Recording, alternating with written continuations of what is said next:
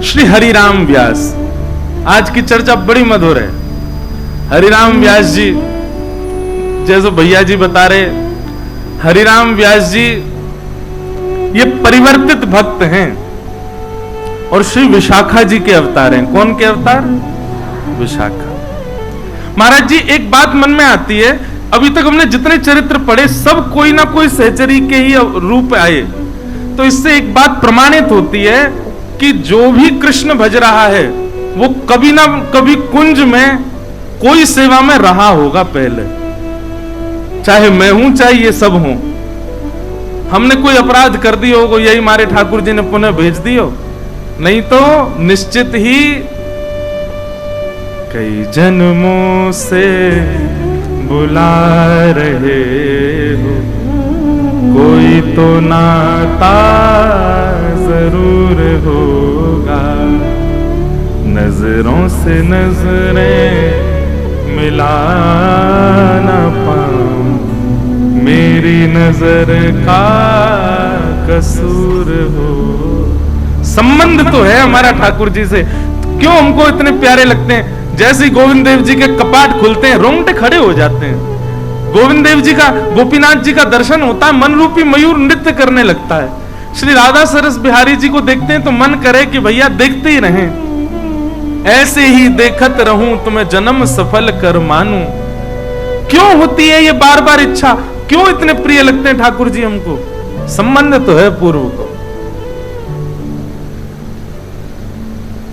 श्री हरिराम व्यास जिनकी आज चर्चा है, आप श्री विशाखा जी के अवतार है। बड़ी मधुर और बड़ी हंसी आवेगी महाराज। हरिराम व्यास जी बड़े टेढ़े भक्त हैं हमारे वृंदावन के। ऐसे व्यास जी की चर्चा में प्रवेश करें। आओ भक्तमाल जी के छप्पे के साथ। उत्कर्ष तिलक अरुदाम को भक्त इष्ट अति व्यास के, उत्कर्ष तिलक अरुदाम को भक्त इष्ट अति व्यास के, काहू के आराध्य मच्छ कच्छ नर हरि सुकर, काहू के आराध्य मच्छ कच्छ नर हरि सुकर, बामन भर साधरन से तु बंधन जूसल कर, बामन भर साधरन से तु बंधन जूसल कर। एकन के यह रीत नेम नव धासों लाए, एकन के यह रीत नेम नव धासों लाए, सुकुल सुमुखन सुवन अच्युत गोत्र गणाए, सुकुल सुमुखन सुवन अच्युत गोत्र गणाए।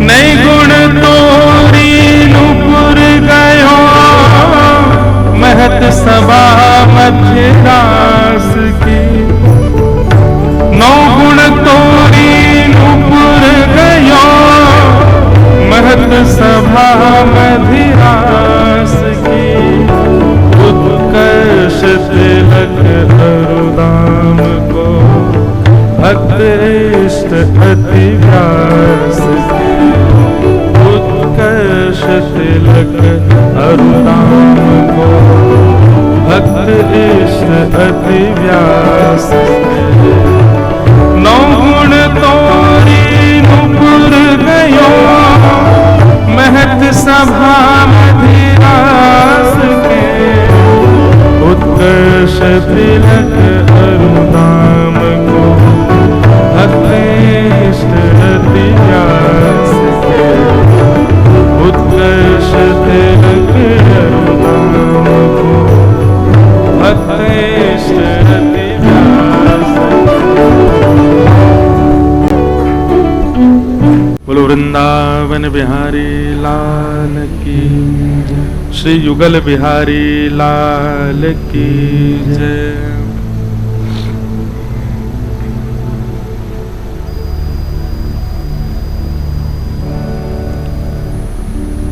जुगल किशोर को लाड लढ़ायो, नवल कुंज ही माह, कुंज निकुंजन की रज धारे, व्यास युगल यश गाय।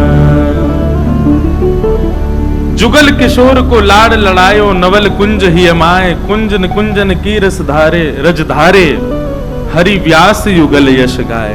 वृंदावन प्यारो वृंदावन। ये जो वृंदावन प्यारो वृंदावन पद लिखने की जो हमको प्रेरणा मिली वो श्री हरिराम व्यास जी से मिली। हरिराम व्यास जी का एक पद है, वृंदावन की शोभा देखत मेरे नैन से रात, वृंदावन प्यारो वृंदावन, वृंदावन प्यारो वृंदावन।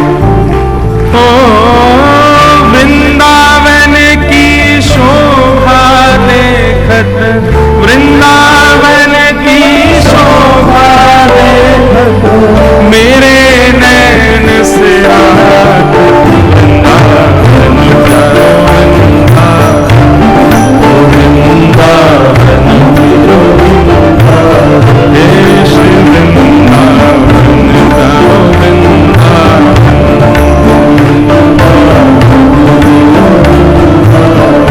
हमने जो महाराज जी जो वृंदावन प्यारो वृंदावन पद है, ये पद लिखने के लिए जब भाव बनाया था तो गांधी धाम गुजरात में कथा चल रही थी और वृंदावन महिमा के ऊपर ही बोलना था। तो भगवत रसिक देव जी का एक पद है, अब वो पद मेरी स्मृति में नहीं आ रहा, मुझे लेके बैठना चाहिए। किसी को अगर हो तो वो सप्त निधियों का जो उन्होंने पद गाया है, प्रथम दर्श गोविंद रूप के प्राण प्यारे, दूजे मदन मोहन सनातन ही उर्धारे, ऐसे करके सप्त निधियों का एक भाव है। तो पहले तो उसको पढ़ा और उसके बाद हरिराम व्यास जी का ये वाला पद पढ़ा और दोनों को विचार करते हुए तब वह पद लिखा गया, श्यामा हृदय कमल सो प्रगटो, श्याम हृदय को भाए। तो उस पद के जनक दो हैं, एक तो श्री भगवत रसिक देव जी और दूसरे श्री हरिराम व्यास जी। इन दोनों की कृपा से हमने उस पद को लिखने का प्रयास किया, पर मूल जो प्रेरणा मिली वो हरिराम व्यास जी से ही मिली। वृंदावन की शोभा देखत, वृंदावन की शोभा, वृंदावन की शोभा देखत, वृंदावन की शोभा देखत मेरे नैन से रात, वृंदावन प्यारो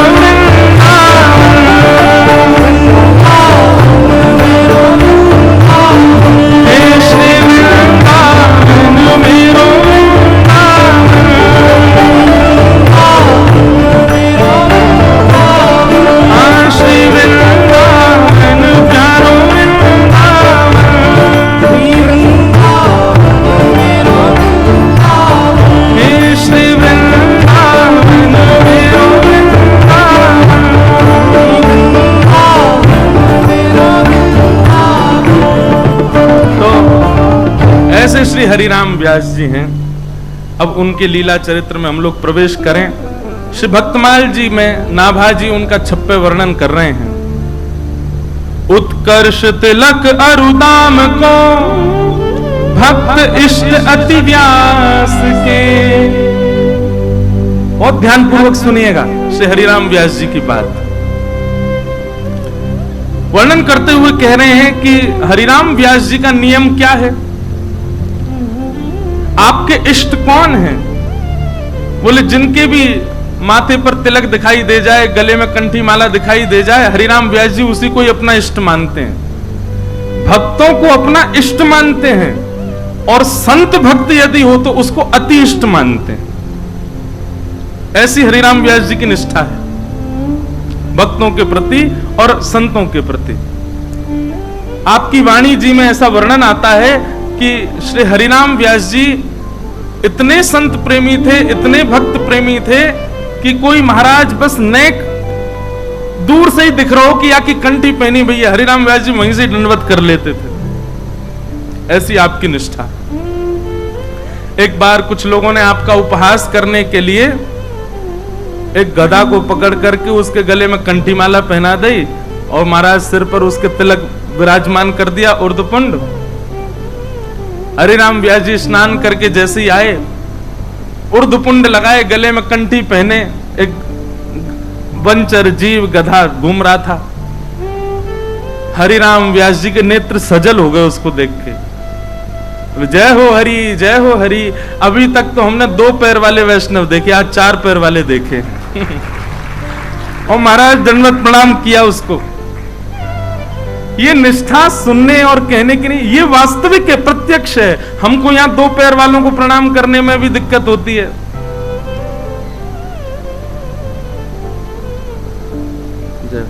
हाँ, तो सप्तनिधियों का जो पद है भगवत ऋषिकदेव जी का, जिससे सप्तनिधि वाला पद विस्तृत लिखा गया।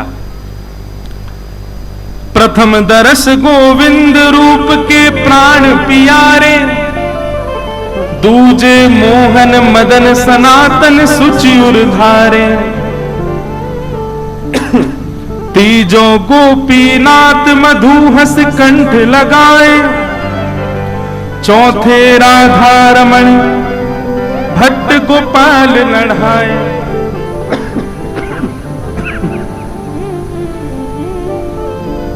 पंचे हित हरिवंश सुवल्लभ वल्लभ राधा, छठवे जुगल किशोर व्यास सुख दियो अगाधा, साते श्री हरिदास के कुंज बिहारी है तहां, भगवत रस के अनन्य मिली वास करू निधि वन तहां। ये सप्तनिधियों का भगवत ऋषिकदेव जी का पद था, जिससे वृंदावन प्यारो वृंदावन पद विस्तृत लिखा गया। अब एक और चौका आया, लाइयो भैया। ये कौन सा भाव है, कौन सा वाला? अच्छा हाँ, सरस माधुरी जी ने सप्त देवालय को वर्णन किया है ना, सप्त देवालय। श्रीमद गोविंद देव दामोदर गोपीनाथ, ठाकुर विनोदी लाल जयपुर में राजे हैं।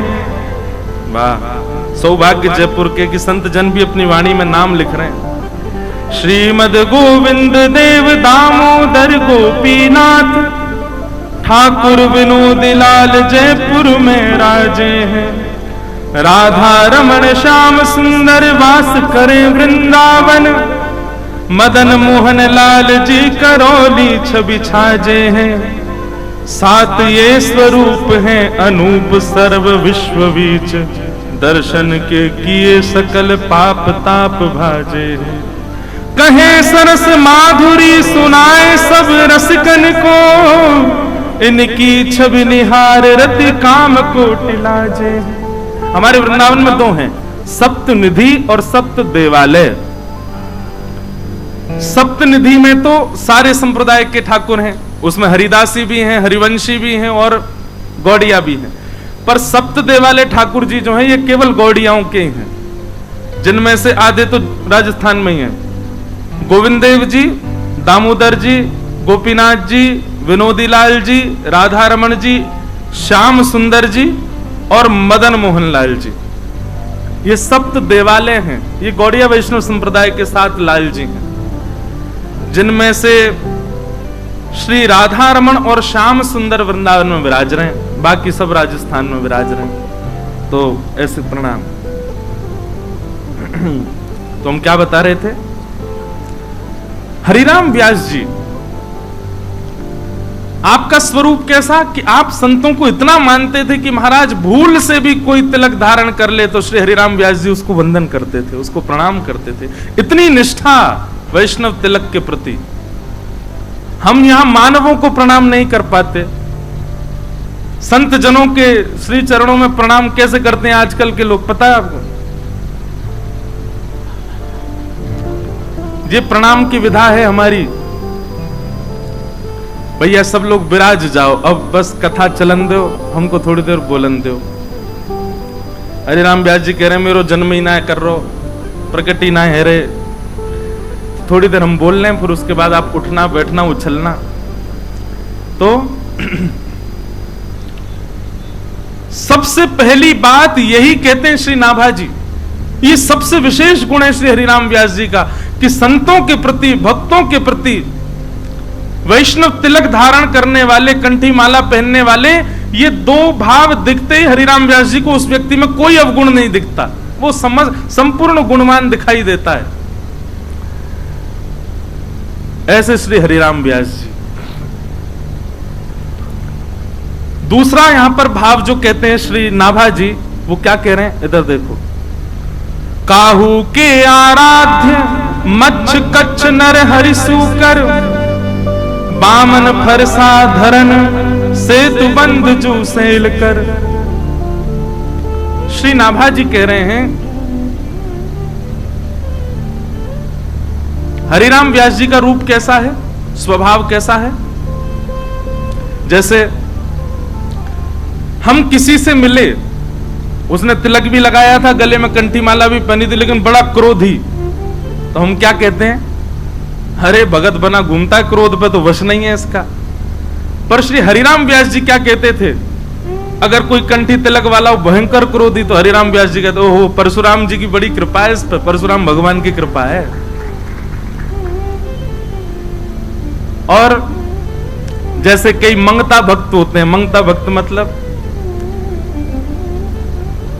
तिलक स्वरूप लगा लेते हैं, कंठी पहन लेते हैं, इतना दे दो हमको, हम इतनी दूर से आए हैं, ये कर दो ये कर दो, थोड़ा यहाँ दे दो, थोड़ा उसके लिए दे दो, यहाँ के लिए दान कर दो, ये कर दो वो कर दो। हम क्या कहते हैं, भगत जी बन गए, लोभ खत्म नहीं हुआ है हृदय से।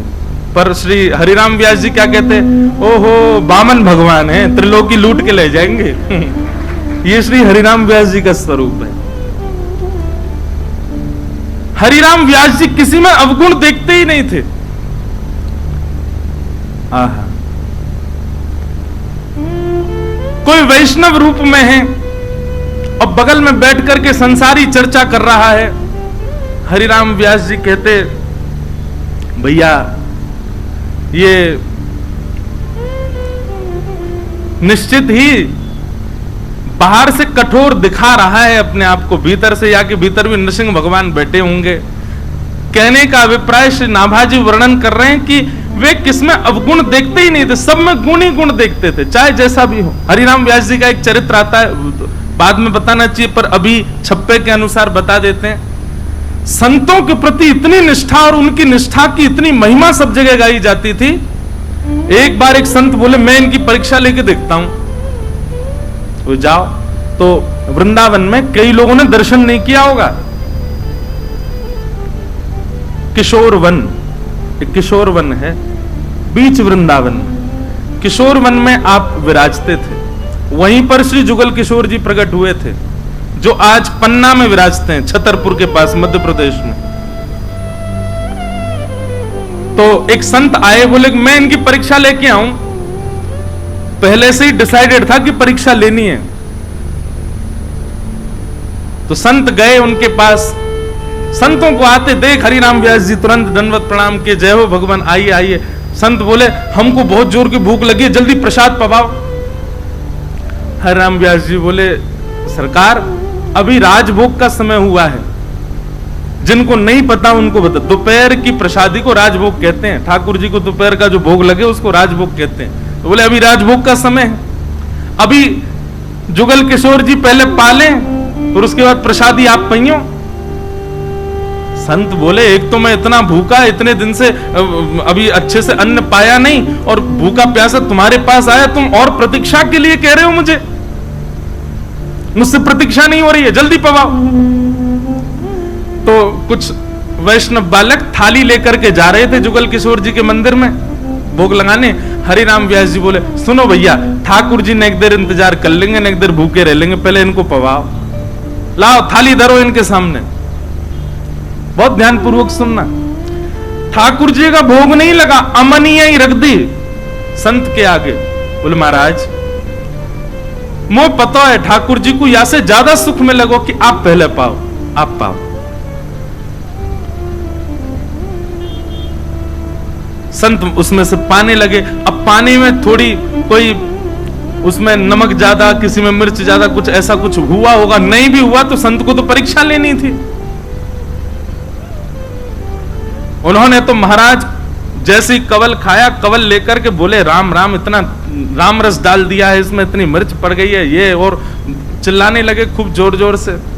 हरिराम व्यास जी बोले आपने एक देर प्रतीक्षा करो तो दूसरी थाली, दूसरी प्रसादी सिद्ध करवाऊं। बोले प्रतीक्षा के लिए बोलता है, मुझे भूख लगी है बड़ी जोर की। और महाराज उठा करके वो थाली ही हरिराम व्यास जी के सिर पर मार दी। हरिराम व्यास जी बोले जय हो, धन्य है गए, धन्य है गए, आज तो भजन को प्रमाण मिल गए हो। सब लोग बोले वो आपके सिर पर थाली मार रहे हैं, आप खुश हो रहे हो। अरे भैया, जीवन भर तो या ब्रज में रह करके संतन की शीत प्रसादी खाई, संत प्रसाद पाके चले जाएं, उनके दोना पत्तलन से बीन बीन करके हम पाते। पर आज तो और बीन बीन कर पावे में केवल जिह्वा को प्रसाद मिलता, पर आज तो संत ने सामने बैठ करके प्रसादी पा करके अपनी शीत प्रसादी पवाई नहीं, पूरा अभिषेक ही करा दियो मेरो। आज तो मैं धन्य है गयो, आज तो मेरी सर्वांगीण इंद्रियां तृप्त हो गई। ऐसी निष्ठा हो सकती है किसी की? अरे महाराज, आपको हम अन्यथा ना समझिएगा, आप लोग मिलने आते हो हमसे, अगर मैं एक बार भी अगर अपने तेज आवाज में अगर आपको डांट दूं, आप दूसरे दिन आ नहीं सकते हो। अरे बनो डोले ब्यास, तेरे जैसे 1000 डोले कोई और के पास सुन लेंगे हम, गुस्सा करें हमारे ऊपर, है कि नहीं महाराज? जैसे लोग हैं बिल्कुल निश्चित हैं। हमारे वृंदावन के कई संत तो जानबूझ के क्रोध दिखाते हैं ताकि भीड़ कम हो, लेकिन हरिराम व्यास जी जैसे निष्ठा हो, चाहे तुम कचू कर लो, हम आपके चरण नहीं छोड़ेंगे। आपके प्रति हमारी निष्ठा है, संपूर्ण निष्ठा है। ऐसी निष्ठा भक्तों के प्रति, बंधुओं देखो, भगवान के प्रति निष्ठा होना, मैं उसको एक प्रकार से वो निष्ठा है, पर उसको आप सुदृढ़ निष्ठा मत मानिएगा। ठाकुर जी के प्रति निष्ठा होना सुदृढ़ निष्ठा नहीं है, वैष्णवों के प्रति निष्ठा होना ये सुदृढ़ निष्ठा है। आप कहेंगे ऐसा क्यों कह रहे हैं आप तो भक्तमाल कर रहे हैं तो ठाकुर जी को कुछ समझ ही नहीं रहे हैं। ऐसी बात नहीं है। ठाकुर जी को आप कैसा भी पवा सकते हो, ठाकुर जी को आप कुछ भी पहना सकते हो, ठाकुर जी को आप कहीं भी बैठा सकते हो, ठाकुर जी के संग कैसे भी व्यवहार कर सकते हो, पर वैष्णवों के प्रति व्यवहार से पहले आपको चिंतन करना पड़ेगा, सोचना पड़ेगा। कुछ भी नहीं पवा सकते, कहीं भी नहीं बैठा सकते, उनका सम्मान आदर सब चीज का विचार करना पड़ेगा आपको। भैया ठाकुर सेवा सब सीख जाएंगे, पर हरि जन की सेवा ये ठाकुर जी ही सिखाते हैं। आप जिस परिवार के उत्सव में बैठे हैं, सरस कुंज, और सरस कुंज के कृपा पात्र लोकेश जी, इनके पिताजी, इनके ताऊ जी, इनका पूरा परिवार ये संत सेवा करना जानता है। इनके मुंह पे कह रहे हैं प्रशंसा के रूप में नहीं, पर वास्तव में महाराज जी, भक्तमाल जी में त्रिलोचन जी की कथा इस बात को प्रमाणित करती है कि संत सेवा मानव नहीं करता, स्वयं ठाकुर जी करते हैं। आप ठाकुर की सेवा कर रहे हो, ठाकुर जी का श्रृंगार कर रहे हो, उनको भोग राग सुना रहे हो, ये ठीक है, अच्छा है, पर उनके हरिजनों की सेवा करो, जिससे उनको सुख मिले, ऐसी सेवा करो तो जाने कि आप सेवक हो। हर कोई नहीं कर पाता, पर श्री हरिराम व्यास जी तो उसके प्रमाण हैं।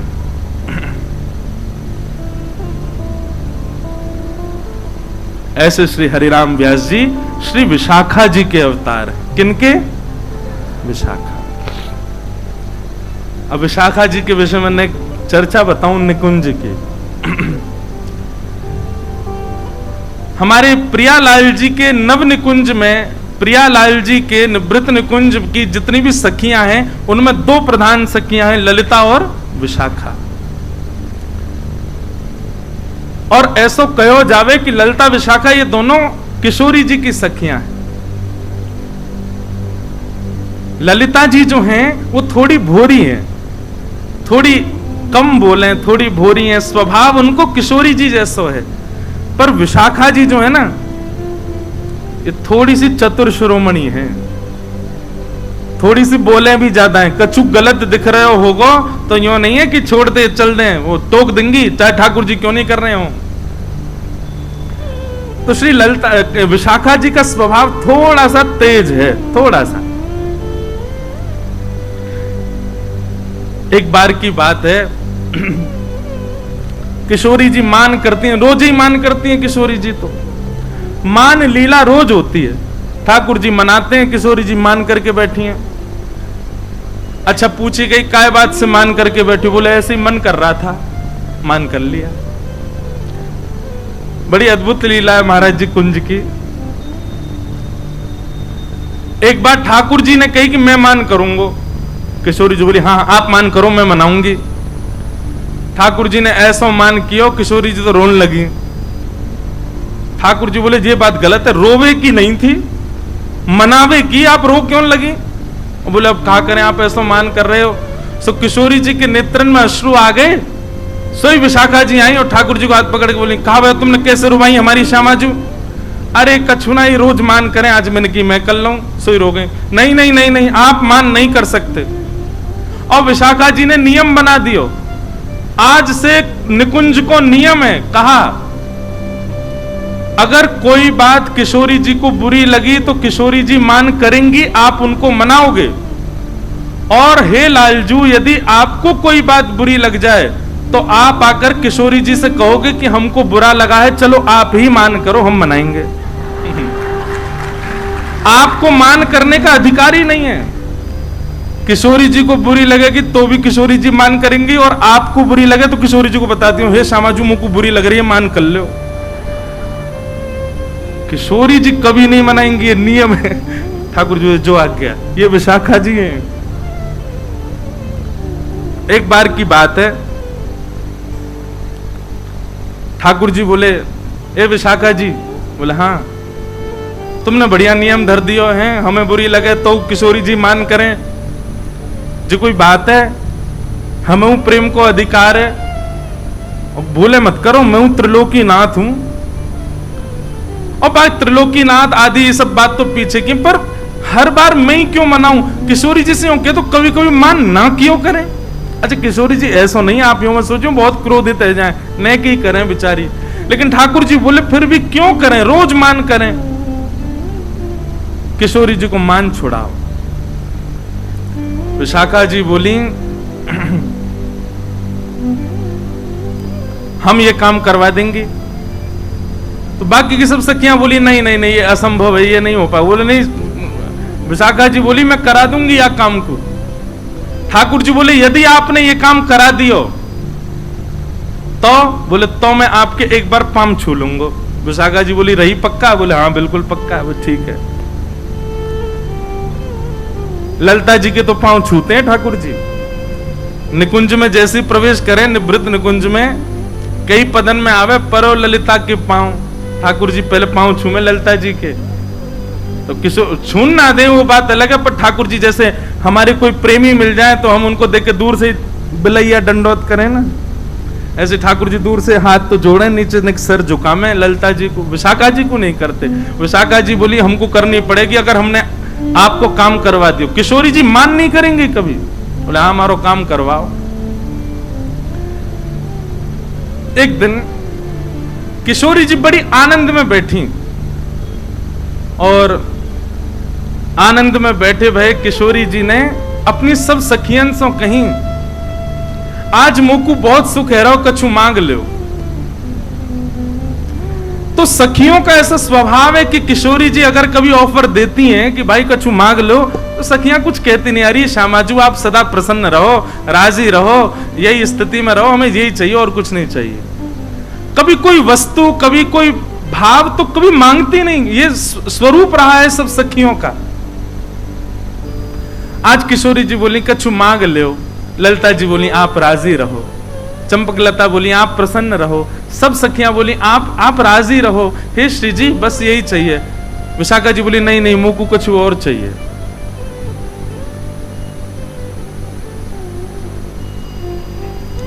विशाखा जी को ललिता जी देखने लगे, विशाखा जी क्या कर रही है?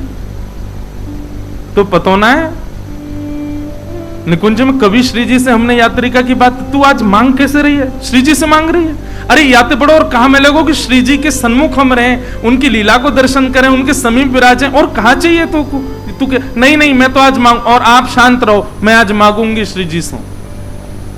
श्री जी बोली नहीं नहीं नहीं आप मांगो, विशाखा क्या चाहिए बताओ। बोले पहले वचन दो, जो मांगूंगी सो दोगी।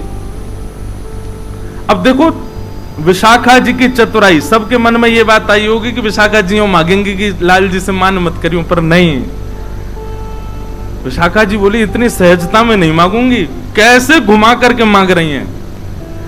बोले पहले वचन दो, जो मांगूंगी सो दोगी।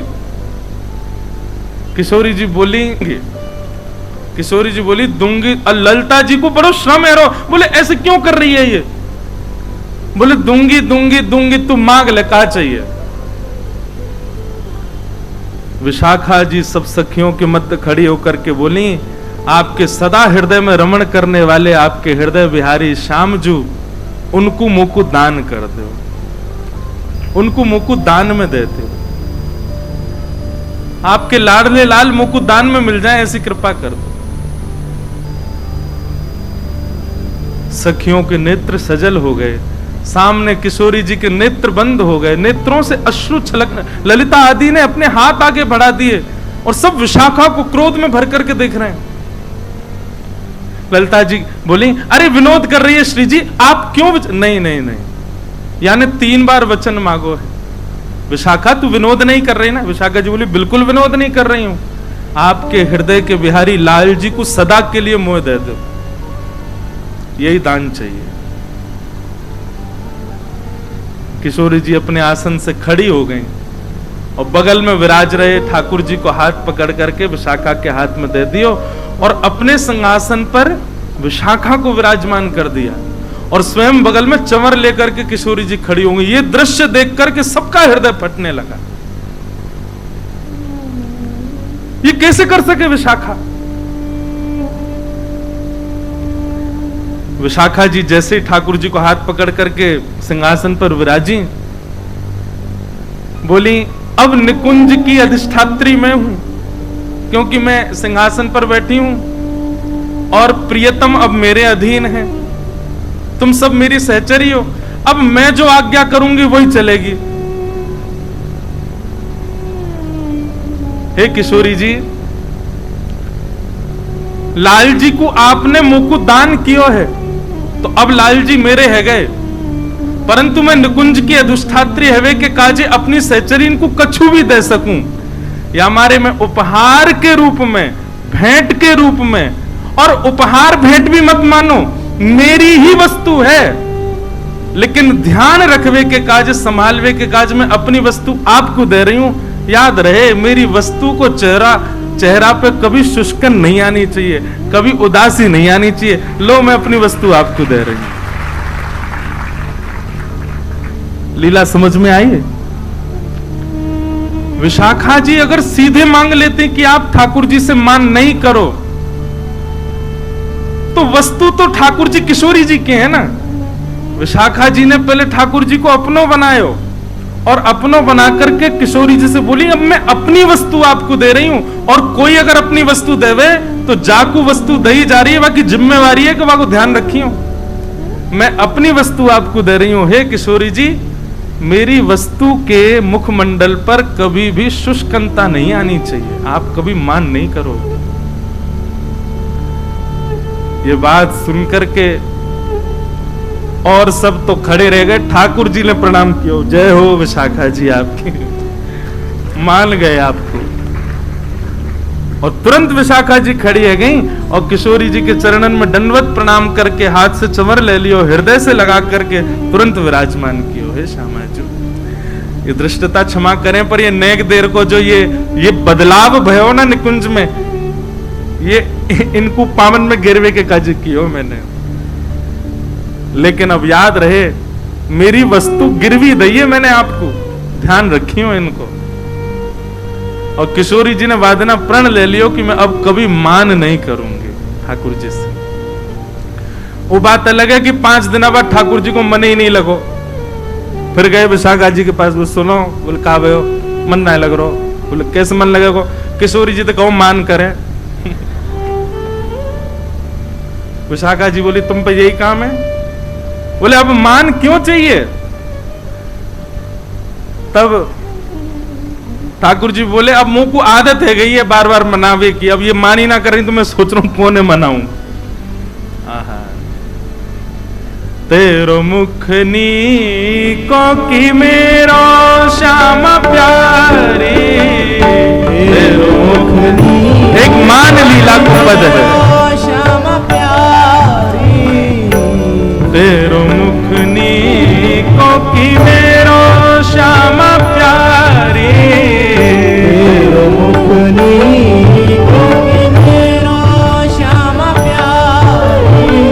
जो नहीं गावे को वाको कछ ना है सके और गाओ, लेकिन भैया गाओ विराज जाओ मारो। तेरो मुखनी को की मेरो श्यामा प्यारी, तेरो मुखनी को की मेरो श्यामा प्यारी। दर्पण ले बैठो मृग नैनी, दर्पण ले बैठो मृग नैनी। साची कहो वृष भानु दुलारी, साची कहो वृष भानु दुलारी। तेरो मुखनी को की मेरो श्यामा प्यारी, तेरो मुखनी को की मेरो श्यामा प्यारी, तेरो मुखनी को की मेरो राधे प्यारी, तेरो मुखनी को की मेरो राधे प्यारी। किशोरी जी कह रही हैं ए श्याम सुंदर कहा भयो? बोले अरे ने दर्पण में देखियो, आमने आमने सामने एक ही दर्पण में दोनों अपना मुख देख रहे हैं। नेक नेक आगे आ जाओ भैया, नेकात कसर छोड़ दियो, बस व्यासपीठ पे मत बैठ जाइयो, बाकी आ जाओ नेक नेक और आगे आ जाओ।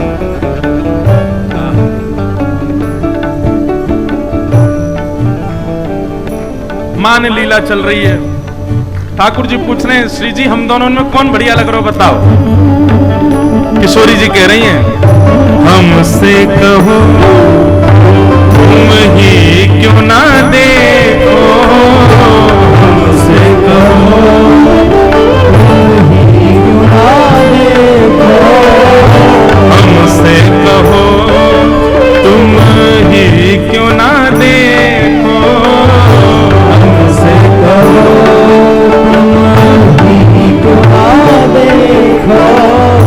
हम गोरी तुम श्याम बिहारी, हम गोरी तुम श्याम बिहारी, हम गोरी तुम श्याम बिहारी, हम गोरी तुम श्याम बिहारी।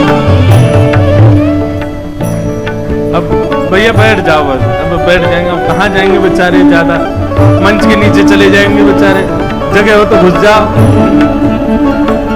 अब जो है जहां जगह मिले वहीं बैठ जाओ भैया।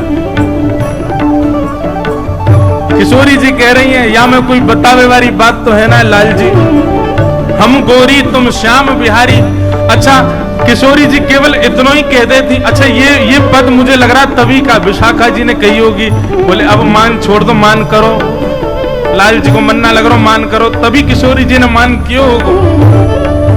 इतना ही कह देती कि आप कार्य हो हम गोरी हैं तो चल जाता, पर वाक्य बाद में कहा बोली मेरो मुख जैसे चंद उजियारो, मेरो मुख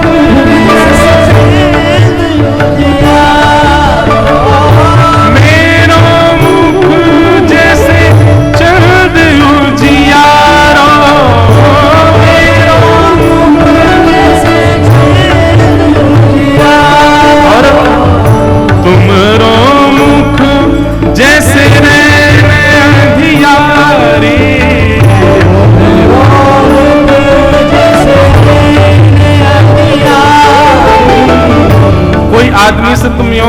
भैया तूने एक सांवरो है, तूने एक कारो है, तो वह इतनी बुरी ना लगेगी। पर बात यूं कह दो, तू तो भैया अंधकार है, कोरो। अमावस्या की रात्रि आ गई, आहा देखो चलते भैया अमावस्या आ रही हो, कितना बुरा लगे हुआ है। ठाकुर जी को तो मुंह फूल के लाल पड़ गए, नेत्रन में मोटे मोटे आंसू आ गए, इतना बुरा लगो ठाकुर जी। तेरो मुख नीरो श्यामा प्यारी,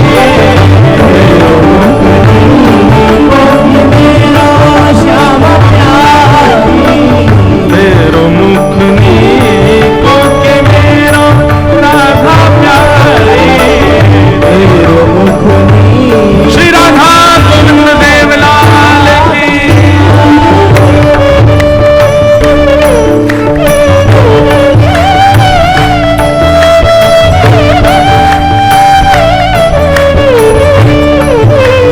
श्री राधा गोपीनाथ की।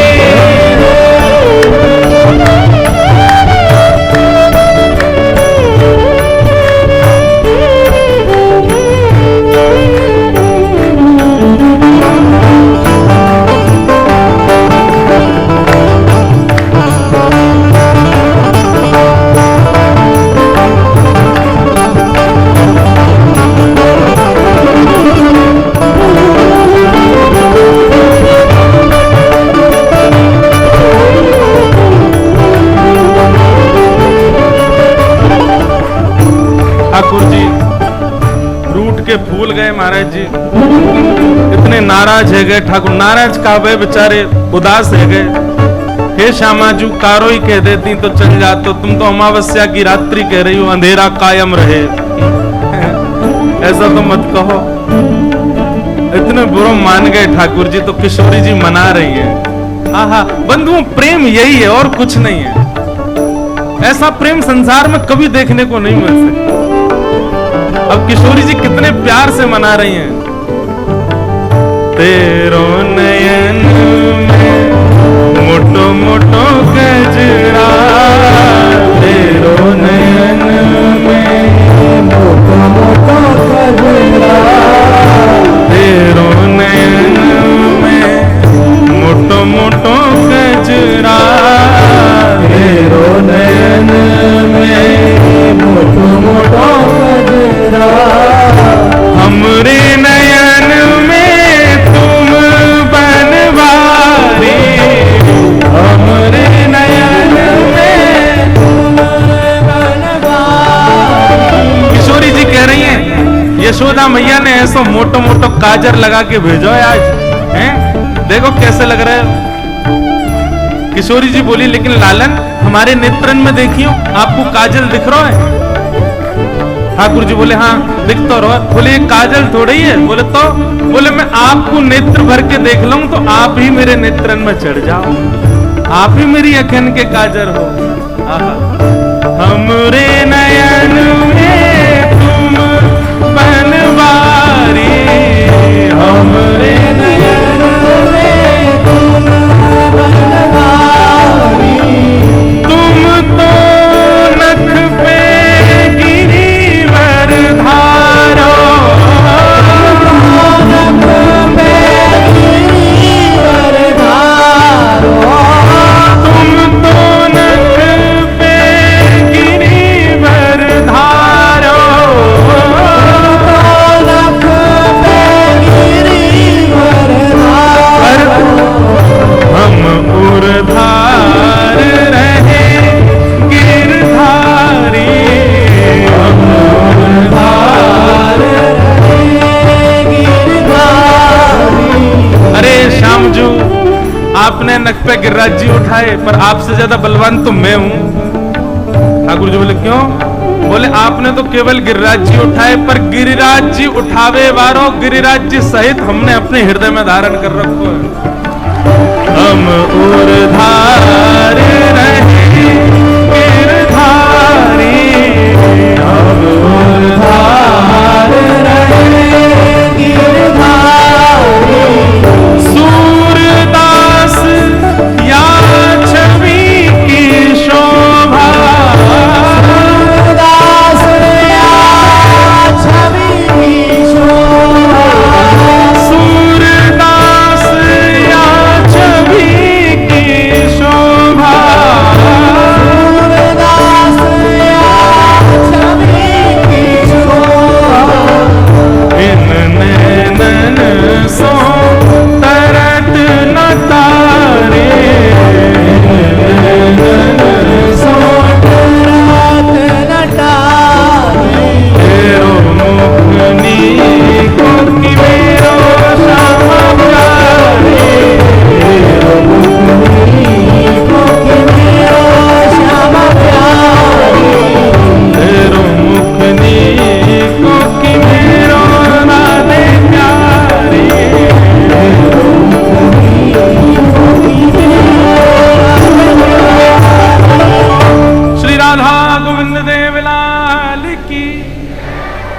तो ये हैं विशाखा जी, अति चतुर हैं और नेक थोड़ी सी तेज भी हैं दिमाग से। अब जब वृंदावन पहुंच गए हो रूप धारण करके श्री विठल विपुल देव जी को, ललिता जी स्वामी श्री हरदास जी को रूप धारण करके गई हैं, वंशी श्री हितरवंश महाप्रभु के रूप में गई है, तो श्री विशाखा जी पीछे कैसे? तो विशाखा जी अद्भुत रसिका भक्ति और प्रेम लक्षणा भक्ति की विराजमान करने के लिए, वाक्य स्थापना करने के लिए श्री विशाखा जी ही श्री हरिराम व्यास जी के रूप में प्रकट हुए।